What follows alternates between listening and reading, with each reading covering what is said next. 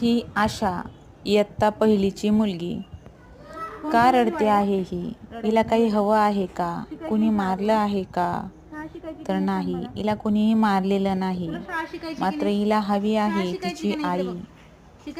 दररोज आईच्या कुशीमध्ये झोपण्याची सवय आणि अचानक आश्रमशाळेमध्ये राहायला लागल्यामुळे येणारी आईची आठवण हे नित्याचंच आहे. सुरुवातीचे 1-2 महिने पहिलीच्या मुलांसाठी हे अगदी दिव्य असतं आणि मग संध्याकाळी आईची येणारी आठवण आणि त्यामुळे हसऱ्या चेहऱ्यांवर येणारं रडू हे मला सुद्धा रडवेलं करून सोडतं. कारण यांचं रडू घालवणं खूप जिकरीचं काम होऊन जातं. यांना काहीही द्या, मात्र त्यांना ते काहीही नको असतं. हवी असते ती फक्त आई, फक्त आई आणि आई. आशाचंही असंच झालं. दिवसभर अगदी छान गाणी, खेळण्यामध्ये सहभाग घेतला आणि संध्याकाळ व्हायला आली तशी तिला आईची आठवण आली आणि अचानक ती रडायला लागली. काय झालं विचारलं तर मुलींनी सांगितलं की मॅडम तिला आईची आठवण आली आहे. तिला खूप समजावल्यानंतर विश्वासही दिला की आपण आईशी फोनवर बोलूया. मात्र तरीसुद्धा आशा वरती बघायला तयार नव्हती.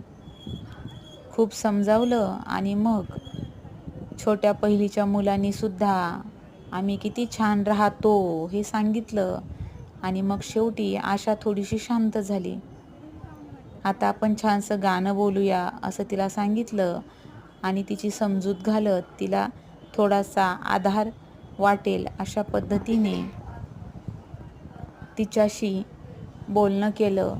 तिला जवळ घेतलं आणि मग फुंदके देत देत का होईना पण आशाने रडायचं थांबवलं आणि सगळ्या चिमुकल्यांनी सुद्धा तिला यावेळी मात्र हसून आम्ही तुझ्यासारखे छान छोटी पहिलीची मुलं आहोत. आणि मग आशालाही थोडंसं बरं वाटलं आणि आशा शांत झाली आणि रडणारी आशा शांत झाली. मी विचारलेल्या प्रश्नांना म्हणा किंवा मी केलेली विचारपूस याला प्रतिसाद देऊ लागली. हे बघितल्यानंतर मलाही छान वाटलं.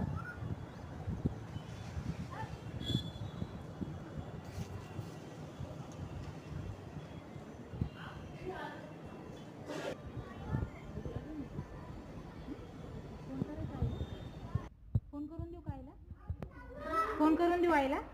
रडायचं नाही बेटा, शिकायची शाळा तुला.